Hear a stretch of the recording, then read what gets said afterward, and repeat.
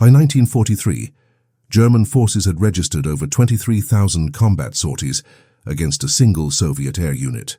What terrified them wasn't the size of the bombs or the speed of the aircraft. It was the sound of silence in the dead of night, followed by explosions that seemed to come from nowhere. The Eastern Front. October 1942. Wehrmacht soldiers huddle in their trenches, eyes fixed on the star-filled darkness above. The temperature has dropped to -20 degrees Celsius, but it's not the cold that makes them shiver. It's the sound, or rather the absence of sound. First comes the distant hum of aircraft engines, faint as a whisper carried on the wind. Then nothing. Complete silence. The engines have stopped, yet something still moves through the night sky above them. German sentries strain their ears, knowing what comes next. The soft whoosh of wind over fabric wings. The barely audible whistle of falling bombs. Then explosion. By dawn, ammunition depots lie in ruins. Supply convoys burn along the roads. And once again, no one saw the attackers coming. Nachthexen, the German soldiers whispered to each other. Night witches. It's the only explanation that makes sense for what they cannot understand. How Soviet pilots appear and vanish like phantoms, striking with surgical precision before melting back into the darkness. But these aren't supernatural beings haunting the Eastern Front. They are something the German High Command never anticipated. Something that challenged every assumption about warfare, about women, about what human beings could endure in pursuit of victory. They are the 588th Night Bomber Regiment of the Soviet Air Force. And their story begins not with magic, but with desperation. June 22, 1941. At 3:15 in the morning, over 3 million German troops pour across the Soviet border in the largest military invasion in human history. Operation Barbarossa has begun, and within weeks the Red Army is in full retreat. By November, German forces have advanced 800 miles into Soviet territory. Leningrad is under siege. Moscow is within artillery range. The Soviet Union is bleeding, losing 20,000 soldiers every single day. In this moment of national catastrophe, Soviet women step forward in ways that would have been unthinkable just months before. They volunteer for combat roles in numbers that stagger military commanders. They demand to fight, to fly, to die if necessary for the motherland. At the center of this transformation stands Marina Raskova, a woman whose name was already legendary throughout the Soviet Union. Before the war, she had shattered aviation records, becoming the first woman to navigate a non-stop flight from Moscow to the Far East. Her face graced magazine covers. Children knew her name as well as any film star. But now, as German bombs rain down on Soviet cities, Raskova sees her purpose with crystal clarity. She walks into the Kremlin carrying a proposal that would change the course of aerial warfare forever. "Comrade Stalin," she says, standing before the Soviet leader in his war room. Maps of the collapsing front spread across every surface. Our women are volunteering to fight. They're already serving as snipers, tank drivers, and infantry soldiers. But we're not using their full potential. Give me permission to form all-female aviation units, and I will show you what Soviet women can accomplish in the sky. Stalin, facing the possible destruction of his entire nation, makes a decision that military historians would debate for decades. On October 8, 1941, he signs Order Number 099, authorizing the formation of 3 all-female Air Force regiments: the 586th Fighter Regiment, the 587th Bomber Regiment, and the 588th Night Bomber Regiment. Marina Raskova is given command of the 587th, but it is the 588th that will become legend. Their mission: night bombing raids behind enemy lines using whatever aircraft the Soviet Air Force can spare. Their aircraft, the Polikarpov PO-2, a training plane so obsolete that German fighters struggle to engage it without stalling their own engines. Their enemy: the most powerful military machine the world has ever seen. The first recruits arrive at Engels Flying School in October 1941, clutching travel documents that many can barely read. They are teenagers, most of them, university students who had been studying literature or mathematics just months before, factory workers whose hands are still stained with industrial grease, school teachers who had never seen the inside of an aircraft. 20-year-old Nadezhda Popova steps off the train carrying a single suitcase and a letter from her mother sewn into her coat lining. She had been a music student in Kiev before the war. Taoshi stares across the airfield at the ramshackle collection of wooden barracks that will be her home for the next 4 years. "Look at them," she hears a male instructor say to his colleague, not bothering to lower his voice. "Half of them will be crying for their mothers within a week. The other half will wash out when they see what real flying looks like." The skepticism is universal and brutal. Male pilots openly mock the idea of women in combat. Ground crews refuse to service their aircraft properly. Even the uniforms are wrong. Designed for men, they hang loose on female frames, the boots too large, the helmets sliding over their eyes during flight maneuvers. But what the male instructors fail to understand is what has driven these women to this place. They have seen their cities burn. They have watched fathers, brothers, boyfriends march off to war and never return. They have heard the radio reports of German advances, seen the endless streams of refugees fleeing westward. This is not a career choice. This is survival. This is revenge. The training is merciless. They learn to fly in weather that grounds experienced pilots, through snowstorms in fog so thick they cannot see their wingtips, during the howling winds of the Russian winter. They master navigation using only a compass and a wristwatch, calculating wind drift and fuel consumption in their heads, while enemy fighters hunt them through the darkness. The aircraft they will fly adds another layer of impossibility to their mission. The Polikarpov Po-2 is a museum piece even by 1941 standards, a 2-seat biplane built of plywood and canvas with a maximum speed of barely 100 miles per hour. It has no radio, no armor plating, no enclosed cockpit. In winter, the temperature inside the aircraft drops to minus 40 degrees Celsius. "These planes are death traps," whispers Irina Sebrova, a former geography student who will later become one of the most decorated pilots of the war. "They're going to send us to die in flying coffins." She's not wrong.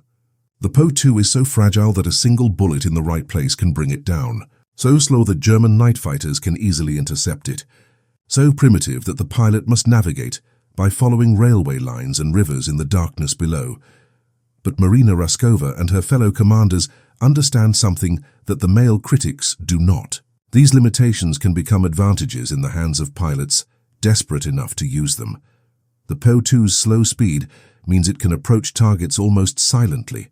Its wooden construction makes it nearly invisible to radar. Its low service ceiling forces it to fly beneath German searchlights.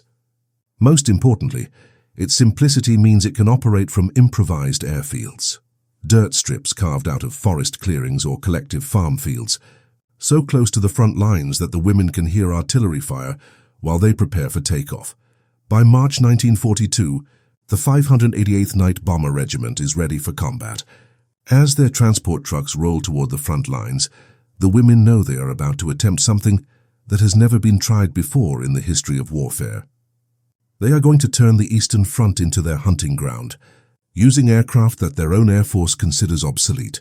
What they don't know is that within months, German soldiers will lie awake at night, listening for the sound of their engines, and German officers will offer bonuses to any pilot who can shoot down the aircraft they are beginning to fear above all others. The first, operational airfield of the 588th Night Bomber. Regiment is not really an airfield at all. It's a muddy strip of farmland 20 miles behind the front lines, marked by kerosene lamps that the ground crew lights only when aircraft are landing or taking off. The barracks are abandoned chicken coops. The mess hall is a tent with holes in the roof. But from this primitive base, the Night Witches will launch a campaign of psychological warfare that German military analysts still study today. The Po-2's method of attack is unlike anything in aviation history. The aircraft approaches its target at an altitude of just 500 feet, barely skimming the treetops. 3 miles from the target, the pilot cuts the engine. The aircraft becomes a glider, silent except for the whisper of wind through its wing struts and canvas covering. In the rear seat, the navigator bombardier prepares the bombs, crude devices weighing 50 to 100 pounds each, usually carried 4 at a time in external racks beneath the wings. At the crucial moment, she releases them manually, calculating the trajectory by instinct and experience. The entire attack takes less than 30 seconds. By the time the explosions light up the target area, the Po-2 is already disappearing into the night, its engine restarted, climbing away from the inevitable German anti-aircraft fire. To German troops on the ground, it seems like witchcraft. They hear the distant sound of an aircraft engine. then silence, then explosions. Often, they never see the attacking aircraft at all. Searchlights sweep empty sky. Night fighters scramble to intercept ghosts. 20-year-old Rufina Gasheva, flying her third combat mission, approaches a German supply depot near Morozovsk. She cuts her engine exactly 3 miles out, just as she has been trained. The Po-2 glides forward in complete silence, its fabric wings buffeted by the freezing wind. Below her, she can see German soldiers around their campfires, unaware that death is descending from the darkness above. At 200 feet, she releases her bombs and immediately restarts her engine. As the explosions blossom behind her, lighting the night sky orange and red, she hears German voices shouting in panic and confusion. Nachthexen! Nachthexen. The name spreads through German units with supernatural speed. Night witches. The soldiers use it half in jest, half in genuine terror, because while German fighters can intercept Soviet bombers during daylight raids, while anti-aircraft guns can track fast-moving targets with radar and searchlights, the night witches seem to exist in a realm beyond conventional warfare. German commanders begin to take notice when supply convoys start arriving, with half their cargo destroyed by night bombing raids. When ammunition depots that should be secure behind the lines are regularly set ablaze. When their own soldiers become too exhausted to fight effectively because they cannot sleep through the night attacks. By the summer of 1942, German night fighter units are specifically tasked with hunting the Po-2s, but the Soviet aircraft proves almost impossible to intercept. German fighters designed for high-speed combat cannot slow down enough to engage the Po-2 without stalling their engines. When they do manage to get close, the Soviet pilot simply dives toward the ground, using the superior maneuverability of the biplane to escape. The frustration reaches the highest levels of the German command. In September 1942, the Luftwaffe issues a standing order. Any German pilot who shoots down a Po-2 will automatically receive the Iron Cross. No other enemy aircraft carries such a specific bounty. But for the women of the 508th Regiment, the psychological impact on the enemy is only part of their mission. Every night, they face conditions that push human endurance to its absolute limit. The open cockpit exposes them to temperatures that can freeze exposed flesh in minutes. Ice forms on their goggles, forcing them to navigate partially blind. The primitive heating system, when it works at all, fills the cockpit with fumes that make them lightheaded at crucial moments. Worse than the cold is the exhaustion. The regiment operates on a schedule that would break experienced combat pilots up to 8 sorties per night, every night, for months at a time. The women sleep in shifts between missions, sometimes getting no more than 2 hours of rest before returning to the flight line. Valentina Grizodubova-Fedotova, a navigator who will complete over 800 combat missions before the war ends, describes the routine in her diary. Take off at 2200 hours. First target, German artillery position near Krasnodar. Land, refuel, rearm. Take off again at 0:30. Second target, supply convoy on the Rostov Road. Land again at 0200. Sleep until 0400, then mission briefing for tomorrow night. The aircraft themselves require constant maintenance under impossible conditions. Ground crews work by the light of kerosene lamps, patching bullet holes with fabric and glue, replacing engines that have been pushed beyond their design limits. Often the women perform their own maintenance, sewing tears in the wing fabric with needles and thread. Yet somehow, night after night, the Po-2s continue to take off. German soldiers listen to the darkness, knowing that somewhere above them, invisible in the black sky, Soviet women are hunting them with bombs and an implacable will to victory. The fear begins in small ways. A German sentry notices that the birds have stopped singing in the forest near his position, not because of artillery fire, but because of something moving silently overhead. A supply truck driver finds himself checking the sky compulsively, even though he knows the night witches only fly after dark. By 1943, the psychological impact has become measurable in German combat effectiveness reports. Units that have been subjected to sustained night bombing show increased rates of battle fatigue, insomnia, and what military doctors are beginning to recognize as combat stress reaction. Lieutenant Colonel Friedrich Kleist, commanding a Wehrmacht infantry regiment near Stalingrad, writes in his war diary, "The men are becoming increasingly nervous about night operations. The Russian night bombers have created an atmosphere of constant tension. Even experienced soldiers jump at shadows. Last night, 3 sentries opened fire on what turned out to be an owl. The German nickname Nachthexen takes on a life of its own, spreading through frontline units faster than official intelligence reports. Soldiers share stories that grow in the telling. Soviet women who can see in the dark, who fly aircraft that make no sound, who appear and disappear like ghosts. Some of the stories are remarkably close to the truth. The women of the 588th Regiment have indeed developed an almost supernatural ability to navigate in complete darkness. They memorize every landmark within a 100-mile radius of their base, every river bend, every village, every road intersection. They learn to read the night sky like a map, using stars and moon phases to calculate their position within a few hundred yards. Marina Chechneva, who will become one of the regiment's most accomplished pilots, develops a technique for night navigation that borders on the mystical. She learns to identify targets by the patterns of light they emit. The specific glow of German vehicle headlights filtered through blackout screens, the distinctive flicker of kerosene lamps in enemy camps, even the faint heat signature of recently fired artillery pieces. But the reality behind the witchcraft is far more human and far more terrible than German soldiers imagine. The women are dying in numbers that Soviet military censors work desperately to conceal. On the night of July 31, 1943, Senior Lieutenant Eugenia Rudneva takes off on her 645th combat sortie. A former astronomy student from Moscow State University, she has become the regiment's most accurate navigator, able to guide her pilot to targets in weather that grounds other crews. Her aircraft disappears somewhere over the German lines near Novorossiysk. Neither she nor her pilot, Panna Prokopieva, is ever seen again. Search parties find wreckage scattered across 3 miles of forest, suggesting the PO-2 was hit by anti-aircraft fire and broke apart in the air. Rudneva's death is not unique. By the middle of 1943, the 588th Regiment has lost over 30% of its original pilots and navigators.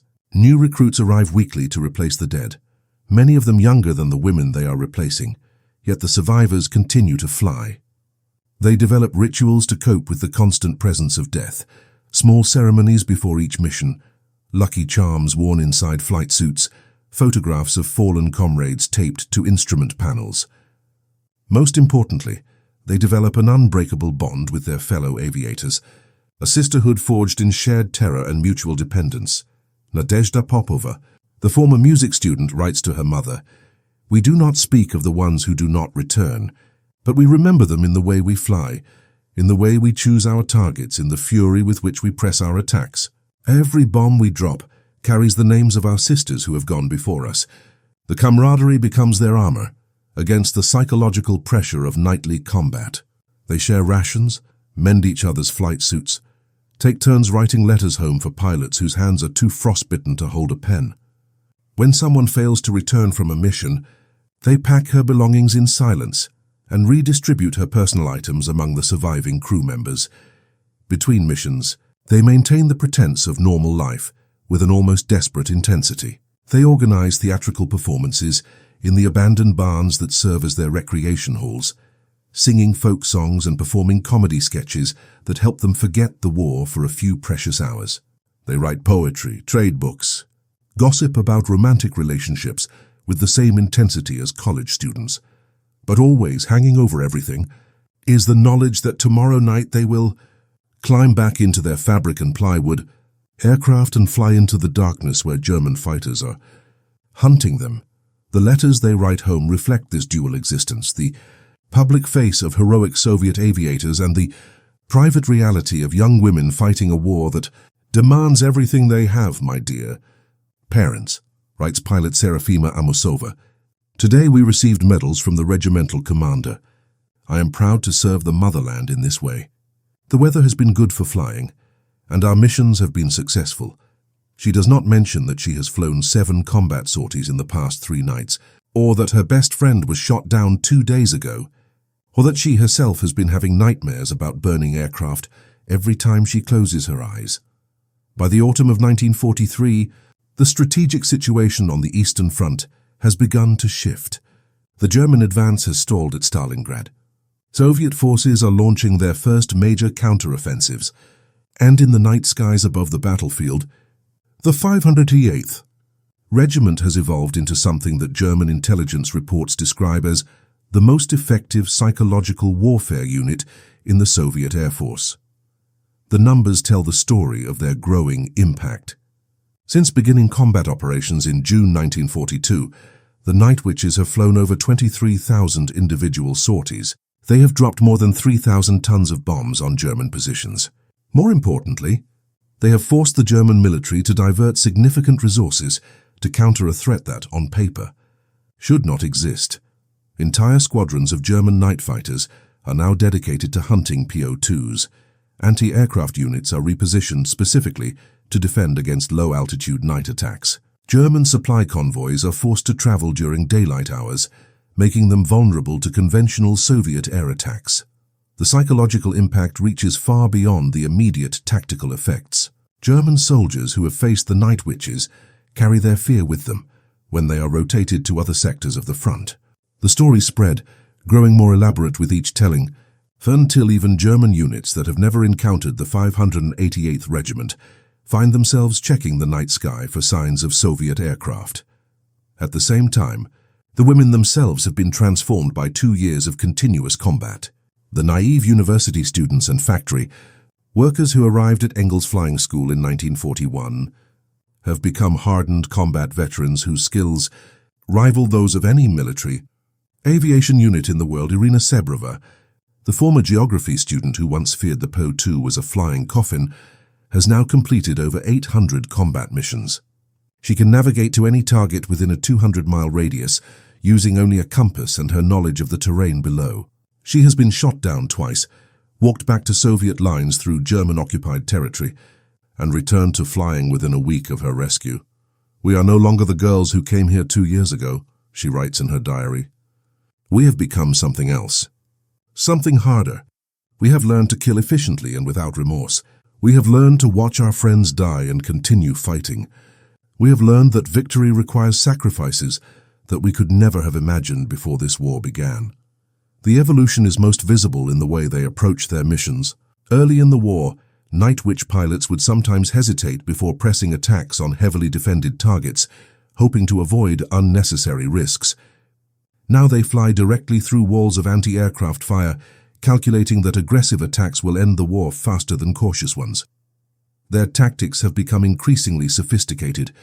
They coordinate multi-aircraft attacks on single targets, timing their approaches, so that German defenders are caught between waves of attackers arriving from different directions. They have learned to use weather to their advantage, launching attacks during snowstorms or through cloud cover that makes them virtually invisible to ground observers. Most importantly, they have developed an intuitive understanding of German psychology, targeting not just military objectives, but the symbols and supplies that maintain enemy morale. They bomb field kitchens during mealtimes, destroy mail delivery trucks carrying letters from home, attack the quarters of German officers with surgical precision. The impact on German morale becomes evident in captured documents and prisoner interrogations. A Wehrmacht report from December 1943 notes, "The continuous night harassment by Soviet aircraft has created a state of nervous exhaustion among frontline troops. Soldiers report inability to sleep, increased irritability, and decreased combat effectiveness. Requests for rotation to rear areas have increased by 300% in units that have been subjected to sustained night bombing operations." Yet even as their tactical success grows, the cost in human terms continues to mount. By early 1944, the 508th Regiment has suffered casualties approaching 50% of its original strength. For every German supply convoy destroyed, for every ammunition dump set ablaze, Soviet families receive telegrams informing them that their daughters have died in service to the motherland.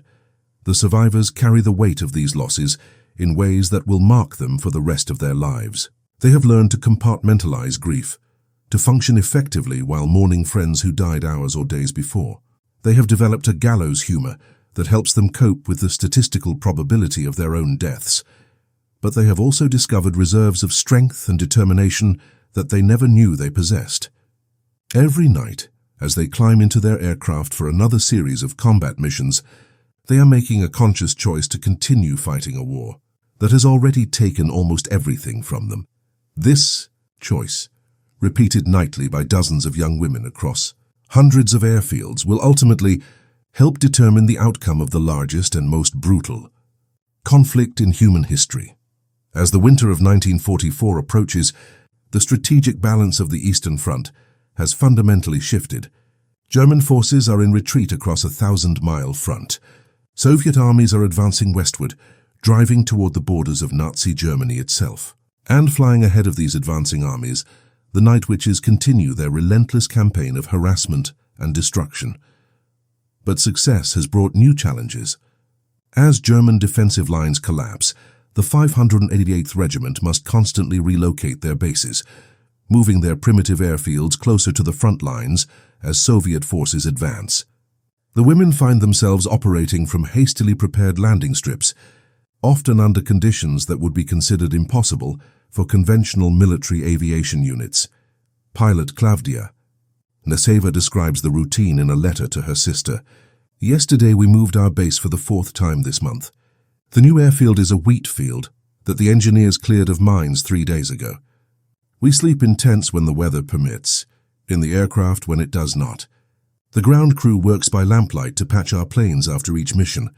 Sometimes we take off not knowing if the landing gear will hold together long enough to get us airborne." The advancing front lines also bring the Night Witches into contact with German forces in full retreat. Desperate, battle-hardened units that fight with the fury of cornered animals. Anti-aircraft fire has become more intense as German commanders concentrate their remaining resources to protect critical supply routes and ammunition dumps. On the night of March 15, 1944, Junior Lieutenant Antonina Bondarchuk approaches a German railway junction near Sevastopol. Intelligence reports indicate that the target is heavily defended, but the railway line is critical to German logistics in the region.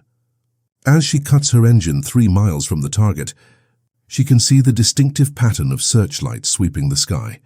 At least 6 anti-aircraft positions, more than she has ever seen concentrated in one area.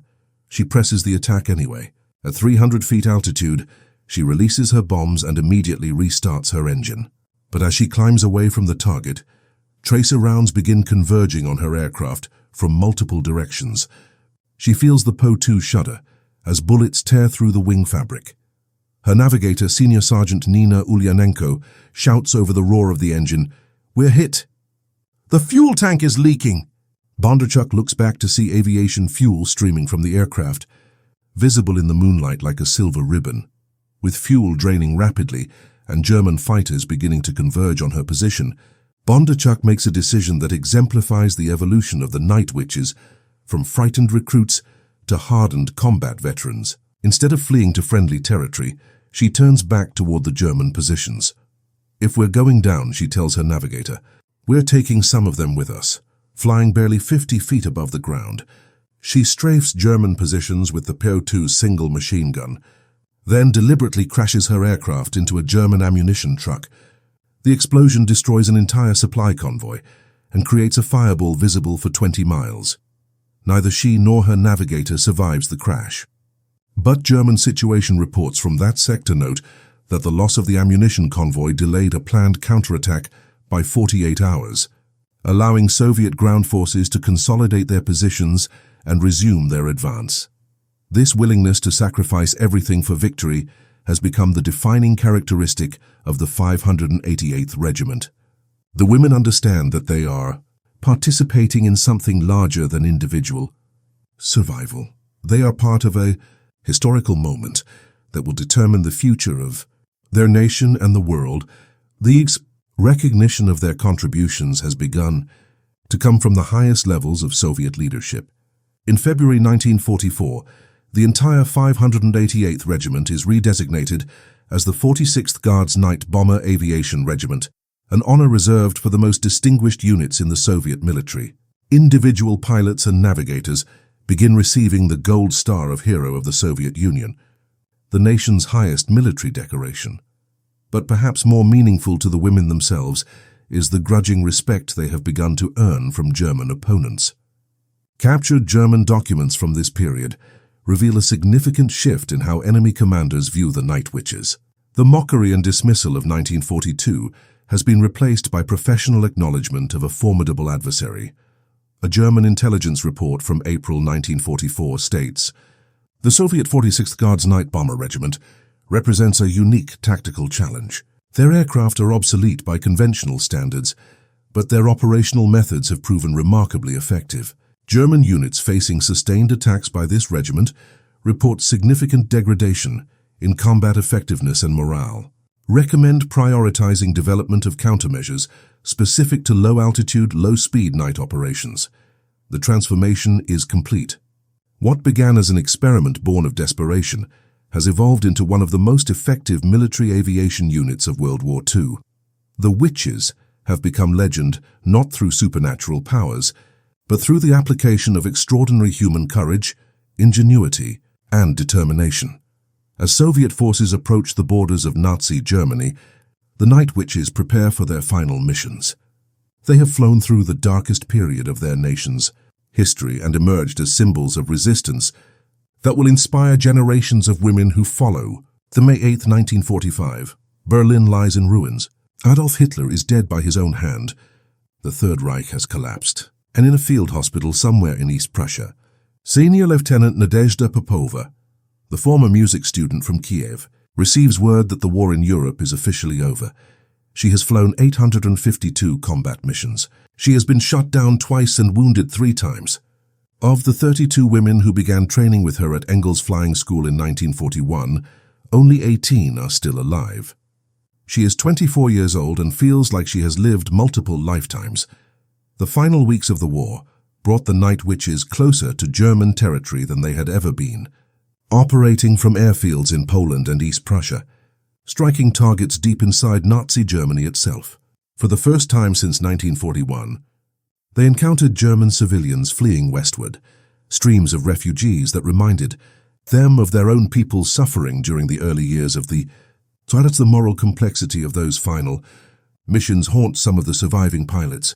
Major Yevdokia Beshanskaya, who commanded the regiment for most of the war, writes in her final combat report, "Our mission was to hasten the end of this conflict and prevent further casualties among Soviet forces. We accomplished this mission. History will judge whether the methods we employed were justified by the results we achieved." But as the guns fall silent across Europe, a different kind of battle begins for the Night Witches, the battle for recognition and remembrance.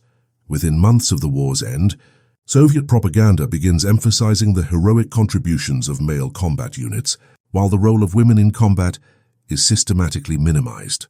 The 46th Guards Night Bomber Aviation Regiment is quietly disbanded.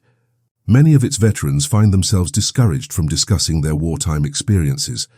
Irina Sebrova, who completed over 1,000 combat missions and was twice awarded the Hero of the Soviet Union Medal, returns to her hometown to find that the local party officials are uncomfortable with her war record. "Women should focus on building the peaceful future of our nation," she's told. "The time for fighting is over." The transition to civilian life proves almost as challenging as combat itself. These women have spent their formative years learning to kill efficiently, to function under extreme stress, to make life and death decisions in seconds. Now they are expected to become teachers, factory workers, mothers, to forget their combat skills and embrace traditional feminine roles. Some adapt successfully. Nadezhda Popova returns to her interrupted musical studies, eventually becoming a concert pianist. But she never speaks publicly about her wartime experiences until decades after the war has ended. Others struggle with what would later be recognized as post-traumatic stress disorder. Pilot Serafima Amosova develops chronic insomnia, unable to sleep through the night without checking the sky for enemy aircraft. Navigator Rufina Gasheva finds herself unable to board civilian aircraft, overcome by panic attacks triggered by the sound of aircraft engines. The Soviet Union awards the Night Witches numerous medals and honors, but their stories disappear from official histories. School textbooks mention their existence in a single paragraph. Their tactical innovations are studied in military academies, but their contributions are attributed to anonymous Soviet aviation units. For nearly 3 decades, the legend of the Nachthexen survives primarily in the whispered memories of German veterans who remember the sound of engines cutting out in the darkness above them. That resurrection of their story begins in the 1970s, when Western historians researching Soviet aviation units discover scattered references to all-female bomber crews. Initial accounts are met with skepticism. The idea that young women flying obsolete aircraft could have terrorized the German military seems too dramatic to be credible. But as more documents surface and surviving veterans begin to speak publicly about their experiences, the true scope of their achievement becomes clear. The 508th Night Bomber Regiment flew 23,672 combat sorties during the war. They dropped over 3,000 tons of bombs on German positions. 23 of their pilots and navigators received the Hero of the Soviet Union Medal, an honor awarded to fewer than 100 women during the entire war. More significantly, they demonstrated that women could not only survive in combat roles, but excel in ways that challenged fundamental assumptions about gender, warfare, and human capability under extreme stress. By the 1980s, their story has begun to inspire a new generation of women entering military service around the world. Female pilots training for combat roles in the United States, Israel, and other nations study the tactical innovations developed by the Night Witches. Their methods of low-altitude night attack become standard doctrine in military aviation schools. But perhaps their most important legacy lies not in military tactics, but in the proof they provided that courage, skill, and determination are not limited by gender. They showed that when survival is at stake, human beings can transcend every limitation that society has placed upon them. Today, visitors to the Central Museum of the Armed Forces in Moscow can see artifacts from the 46th Guards Night Bomber Aviation Regiment, fabric patches cut from Po-2 wing covers, navigation instruments recovered from crash sites, faded photographs of young women standing beside their aircraft. The museum placard reads simply, "In memory of the Soviet women who served their motherland in the Great Patriotic War." But the story those artifacts tell is far more complex, a story of transformation, sacrifice, and the discovery of strength that none of them knew they possessed until history demanded everything they had to give. The Night Witches proved that ordinary people, when faced with extraordinary circumstances, can become legendary. They showed that the line between victim and victor, between powerless and powerful, can be crossed by anyone willing to pay the price that crossing demands. In the end, their greatest victory was not over the German military, but over the limitations that others had placed upon their own potential. They became witches not through magic, but through the far more powerful force of human will, applied without reservation to a cause greater than their own survival. Their story reminds us that in our darkest hours, when everything we value is threatened, we all possess the power to transform ourselves into something we never imagined we could become. We all have the capacity to fly into the darkness and emerge victorious. What stories of courage from your own family's history inspire you to push beyond your limits? Share your thoughts in the comments below. I'd love to hear how the legacy of the Night Witches connects to your own story of overcoming the impossible.